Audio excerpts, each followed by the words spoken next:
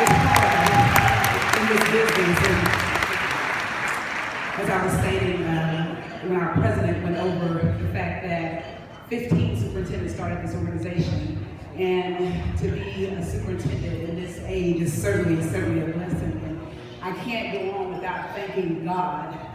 Thanking God. Isn't God good, saints? Isn't God good, NABSE?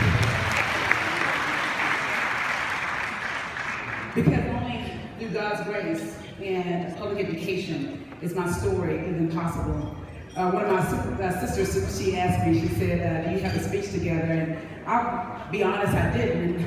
There were a couple of things I wanted to share. I wanted to share about the power of education, share a piece of my story, how my mother was 15 when she had me, and she was 14 when she got pregnant with me, her consideration of abortion. And I wanted to tell you about the power of education and how I had teachers who believed in me, and because of a praying grandmother who served as a domestic, I'm able to stand. And I want to tell you about the power of education, but I know that you're here tonight, and so you understand the power of education. And I know I have a limited amount of time, so I decided to tell you about the power of NABSE and TABSE, just in case you didn't know.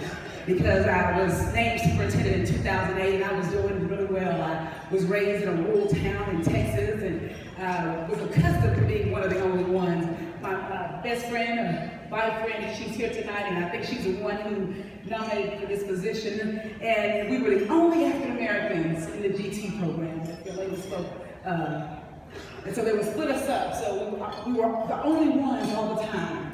When I became superintendent, I was the only one in our Region Service Center, the only one. And then it was 2012, 2011, 2009, I can't remember the exact date. But I was at a conference, and at this conference, they wanted the vendors to know who we are in Texas, so they give you a green tag so they can identify you. And I was walking out, and I got an opportunity to meet Dr. McFarland. He said, "You are a superintendent?" And I had to let him know, females, women of God, and everyone else here tonight, I had to let him know. Yes, I've been a superintendent for 3 years. He said, "You gotta get involved in TABSE."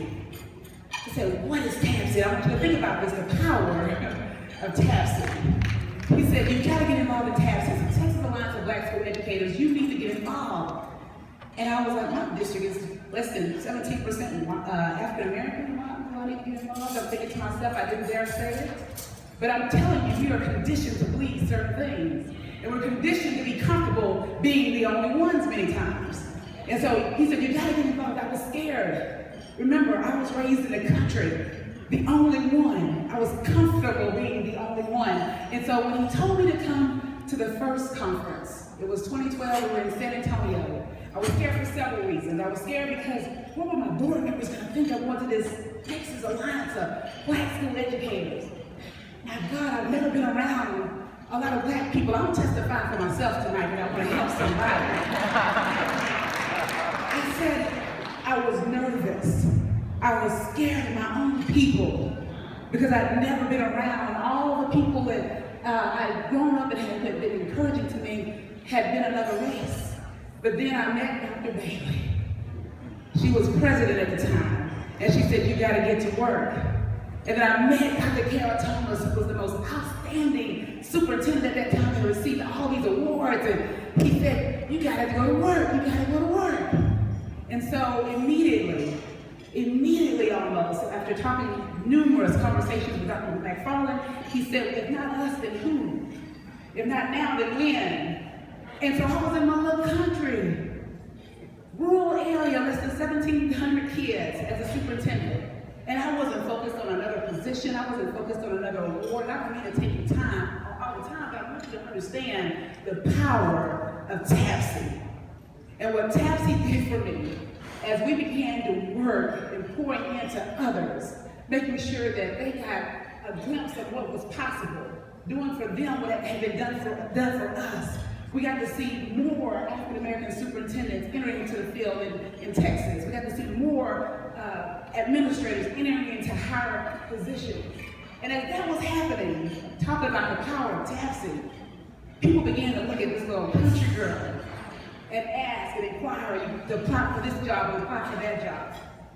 And God took me to another district that was 4 or 5 times the size of the previous district, got more resources, more opportunities. and got an opportunity to be, yes, I appreciate you because I know you're a retired superintendent, and you know they're not giving jobs out to African American females, so thank you so much for that clap. Y'all can clap too.